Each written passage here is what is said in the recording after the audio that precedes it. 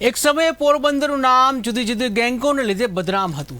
શેરીએ ગલીએ ધાણીફૂટ ગોળીબાર થતા અને ગેંગવોરમાં સરજાહેર મર્ડર થતા હતા। હવે આવી પરિસ્થિતિ ફરી ઉત્પન્ન ન થાય તે માટે પોલીસ સક્રિય બની છે।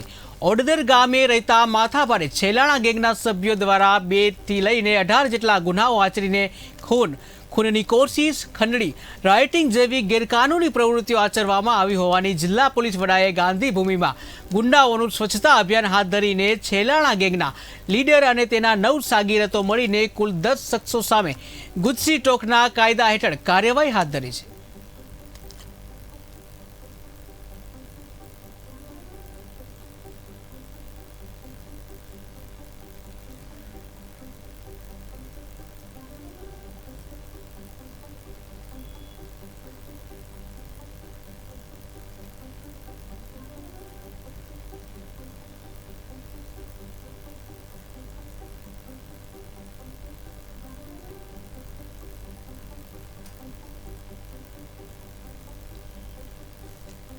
જિલ્લામાં આજે આપણે ગુજસી ટોક કાયદા હેઠળનો પહેલો કેસ રજીસ્ટર કરેલો છે। આ કેસ છેલાણા ગેંગની સામે કરવામાં આવેલ। છેલાણા ગેંગની અંદર રમેશ છેલાણા અને અન્ય બીજા 9 સભ્યો, આમ કુલ 10 સભ્યો મળી અને આ ગેંગની અંદર અલગ અલગ ગુનાઓ આચરતા હતા। આ ગેંગના સભ્યો વિરુદ્ધમાં 2 ગુનાથી લઈ અને 18 ગુનાઓ નોંધાયેલા છે કેટલાક સભ્યો સામે। આ ગેંગ છે પોરબંદર જિલ્લાની અંદર ઘણા સમયથી ગુનાઓ આચરતી હતી, જેમાં ખૂનના ગુના, ખૂનની કોશિશ, રાયોટિંગ, આર્મ્સ એક્ટ, ધાક ધમકીથી ખંડણી માગવી, આમ અનેક પ્રકારના ગુનાઓ આ ગેંગની સામે દાખલ થયેલા હતા।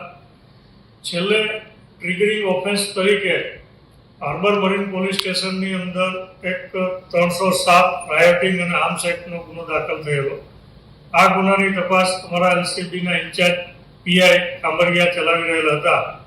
આ તપાસ દરમિયાનમાં આ આરોપીઓ સામે ગુજસી ટોક હેઠળ કાર્યવાહી કરવાનું નક્કી કરવામાં આવેલું, જેના અનુસંધાને એલસીબી દ્વારા એક દરખાસ્ત તૈયાર કરી અને જૂનાગઢ રેન્જના માનનીય ડીઆઈજી સાહેબ તરફ દરખાસ્ત મોકલવામાં આવેલી। માનનીય ડીઆઈજી સાહેબ દ્વારા તમામ પાસાઓનો અભ્યાસ કરી અને આ ગેંગ સામે ગુજસી ટોક હેઠળ કાર્યવાહી કરવાની અમને મંજૂરી મળેલી। જેના અનુસંધાને આજરોજ પોરબંદરની કોર્ટની અંદર આ ગેંગના તમામ સભ્યો સામે ગુજસી ટોક હેઠળ કાર્યવાહી કરવાનો કેસ દાખલ કરવામાં આવેલો, જેમાં અમે ગુજસી ટોક કાયદાની કલમ 3(1)(2), 3(2) અને 3(4) હેઠળ ગુજસી ટોકની કલમો દાખલ કરવાનો તે રિપોર્ટ રજૂ કરેલ, જેને કોર્ટ દ્વારા મંજૂર કરવામાં આવેલ છે। જેથી ધોરણસર ગુજસી ટોક હેઠળનો કેસ દાખલ કરી અને આ ગુનાની તપાસ છે સિટી ડીવાયએસપી પોરબંદરને સુપ્રત કરવામાં આવેલી છે।